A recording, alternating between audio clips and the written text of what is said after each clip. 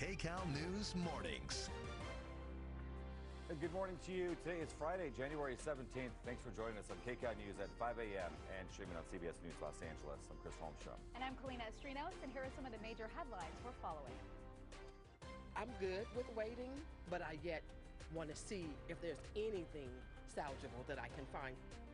1 week since being forced out of their homes, people in the Eaton fire burn zones get an update on when they might finally go back. Thank you. You're welcome. Thank you. Have a good night. Take care. Doing your work. No problem. Oh, those smiles. Many people near the Palisades fire, they're happy to be able to come home, but it's not a livable situation quite yet.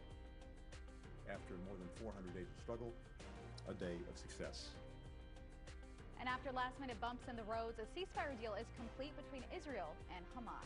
All right, let's take a look at your next traffic and weather. We have meteorologist Marina here to talk about some of the weather. It's so nice to know that we don't have those winds, at least for now. We can all breathe maybe a little bit. Yeah, a little carefully, though, because we Right. still have some of the smoke out there, too. Right. And we know that they'll come back. And so we need to take advantage of this stretch of 3 days where we're going to be looking at a nice quiet stretch of weather. But a really amazing look from Mount Wilson here. You can actually see the fog that is rolling in. We haven't seen any clouds because we've been so dry over the last couple of weeks, and it's so nice to get a little bit of that moisture back into the atmosphere so that we're able to see a little bit of that patchy, dense fog that's forming out there this morning. But yes, that is 39 degrees. Onshore flows bring us much cooler temperatures, and that's why we do have a freeze warning and a frost advisory in effect for some of our viewing area. The light blue through Thousand Oaks up into Santa Paula, Fillmore, Simi Valley, San Fernando Valley. That is a frost advisory, and then you can see the brighter purples from Calabasas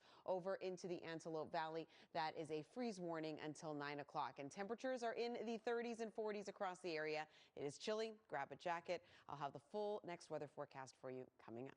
All right, Marina, thank you. I want to get you updates on those closures. A lot of them just haven't changed at all.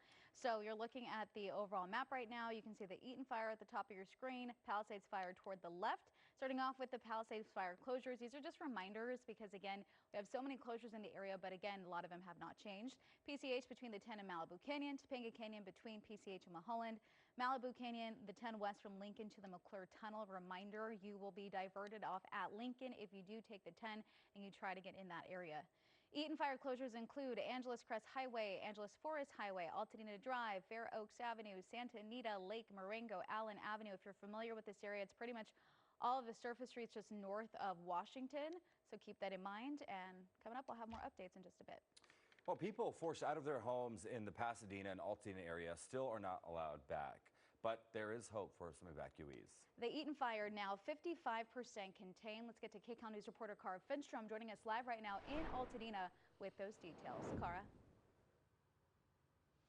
Good morning. That recovery work really getting underway. But this morning, most of the mandatory evacuation zone, it continues to look like this. You can see we've got the National Guard here. We've also got some local law enforcement at this site as well. This is interesting because there are some Pasadena residents with ID who will be allowed through this checkpoint because there's a small peripheral area that has been allowed to start returning to gather some belongings to check in, although many of them will still need to do some cleanup inside of their homes.